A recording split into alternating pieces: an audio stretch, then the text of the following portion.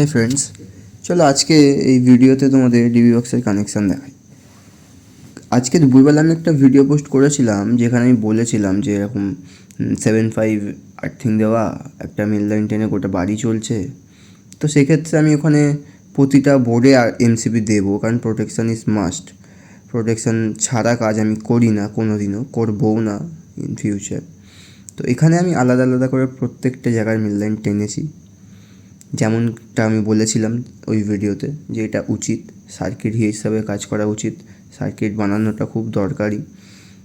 যেমন এখানে করা আছে এসির আলাদা এমসিবি, ঘরের আলাদা এমসিবি, হলের আলাদা এমসিবি, কিচেনের আলাদা, বাথরুমের আলাদা, তারপরে সিঁড়ির আলাদা, কমন প্যাসেজের, সমস্ত কিছু আলাদা আলাদা দেখতেই পাচ্ছ। কিন্তু একটা মাদার এমসিবি থাকতেই হবে, যেটা ফেললে গোটা বাড়ির লাইটটা অফ হয়ে যাবে। সেটা এখানে একটা হবে আর মিটারের পরে একটা হবে।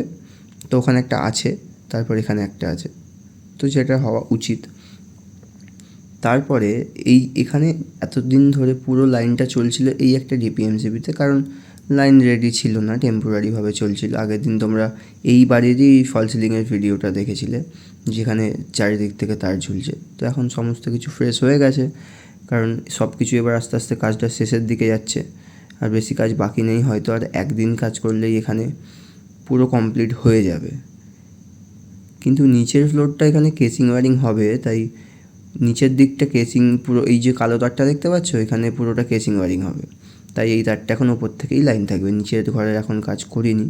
ওপরে ওরা এখন নিচে থাকছে, এখন ওপরের কাজটা পুরোটা কমপ্লিট হলে ওরা ওপরে শিফট করবে, তখন নিচের ঘরের কাজটা হবে। কারণ কাজ হলে বুঝতেই পারছো ধুলো ময়লা নোংরা ভর্তি হয়, তো সেখানে থাকাটা একটু কষ্টকর। যেহেতু থাকার জায়গা আছে নিচে একটা ওপরে একটা, তাহলে অসুবিধা কী? সেই কারণেই আমি বলেছিলাম যে আগে ওপরেরটা শেষ হলে তারপর নিচেরটা ধরবো। তো ওরা বললো ঠিক আছে। তো যাই হোক, আর এখানে যেটা বলছিলাম, দেখো এমসিবির নিচে থেকে আমি প্রত্যেকটা তার দিয়ে লুপিং করে কাজ করেছি, কিন্তু ওখানে কানেক্টার ছিল, এমসিবি বক্সের সাথে কানেক্টার দিয়েছে, বাট আমি ওটা ইউজ করি না। তার কারণ এমসিবি খারাপ হতেই পারে, ইলেকট্রিক্যাল জিনিস কখন কী হবে কেউ বলতে পারে না। আর কোম্পানির জিনিস গ্যারেন্টি দেওয়া সত্ত্বেও খারাপ তো হতেই পারে। ধরো এই এতগুলো এমসিবির মধ্যে মাঝখানের এমসিবিটা খারাপ হলো, তখন আমাকে মেন ডিবি এমসিবিটা ফেলে গোটা বাড়ির লাইন বন্ধ করে কাজ করতে হবে। কিন্তু আমি যদি এরকম তার দিয়ে লুপিং করি, তাহলে শুধুমাত্র ওই তারের মাথাটাতেই লাইন থাকবে। তো সেই জন্য ওটা চেঞ্জ করাটা কোনো ব্যাপারই না আর কি। যারা প্রফেশনালি ইলেকট্রিকের কাজ করে তারা বুঝতে পারবে আমি কি বলতে চাইছি। সুইচ চেঞ্জ করার মতো ব্যাপারটা হয়ে যাবে আর কি। তো সেটা একটু ইজি হবে। আমাকে তো মেনটেনেন্সটা ভেবে রাখতে হবে আগে থেকে, কারণ ইলেকট্রিকের পাশে সবসময় মেনটেনেন্স বলে একটা ওয়ার্ড লেখাই থাকে, একটা ইনডিভিজিবল।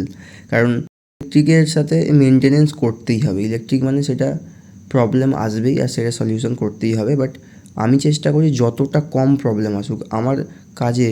এই মেন লাইন পুড়ে যাওয়া, জ্বলে যাওয়া, আশা করি এই প্রবলেমটা হবে না, কারণ আমি যথেষ্ট ভাবনা চিন্তা করে লোড ক্যালকুলেশন করেই তারপরেই মেন লাইনটা দিই। হতে পারে কোনো সুইচ খারাপ হয়ে গেল বা কিছু খারাপ হয়ে গেল, এমসিবি খারাপ হয়ে গেল, সেগুলো হতেই পারে, কোম্পানির জিনিস। তো চলো এই দেখো, এখানে একটা এমসিবি বন্ধ করলো, ঘরটা বন্ধ হলো, একটা এমসিবি বন্ধ করলে হলটা বন্ধ হলো, আর একটা এমসিবিতে এসিটা হলো, এটাতে হলো সিরিয়াল লাইটটা। তোমরা হয়তো ভাবছো যে ওখানে আমি ওই দুটো তার কেন ওরকম ওপর থেকে নিলাম। ওপর থেকে নেওয়ার কারণ আছে। তার কারণ হচ্ছে এর উপরের ফ্লোরটা পুরোটা কনসিল হয়েছে, আর নিচের ফ্লোরটা পুরোটা ওইখানটা কেসিং মেরে লাইন যাবে। তো নিচের লাইনটা দেখতে পাচ্ছি পুট্টি করা নেই, তো সেই কারণে ওটা পুট্টি হবে, তারপরে ওখানটা কেসিং ওয়ারিং হবে। তো ওটা টেম্পোরারি নিচেটা এখন আছে, ওটা আবার ফ্রেশ হবে।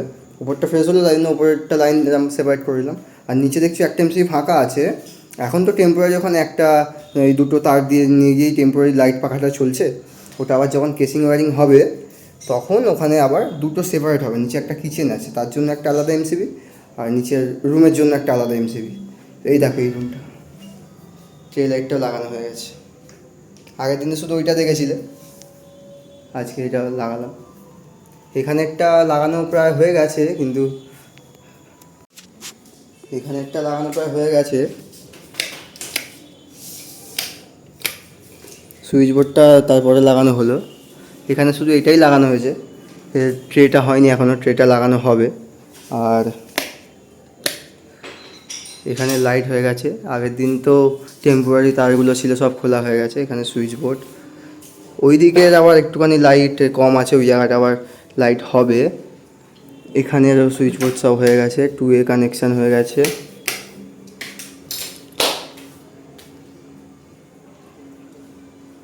তবে এটা খুব ভালো লাগছে দেখতে।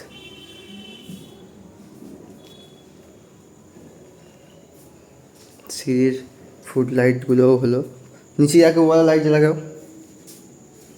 সিঁড়ির ফুড লাইট এগুলো পুট্টি করেনি, বললো পরে হবে, এখন লাইটগুলো লাগিয়ে দাও। সিঁড়িটা পুরো আলো হলো। এখনও ওই ওপরে লাইট হবে একটা, ওখানে লাইট হবে একটা, এখানে একটা লাইট হবে। এই লাইটগুলো সব 2A কানেকশান হবে, নিচে থেকে জ্বালিয়ে উঠবে, আবার এখানে এসে বন্ধ যাতে করতে পারে, নাহলে অন্ধকারে তো অসুবিধা হবে। এখানে একটা হয়ে গেছে। সবসময় এমসিবি হাইট হবে ম্যান হাইট, একদম ম্যান হাইটে।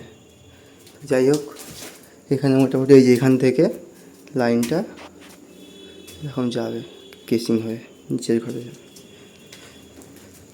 टोटल सब कुछ भर देंगे बस। हाँ हाँ हो गया आज का काम। এখানে একটা ফুড লাইট আছে নিচে, এখন সব অগোছালো হয়ে আছে, আবার গোছানো হবে। চলো তাহলে।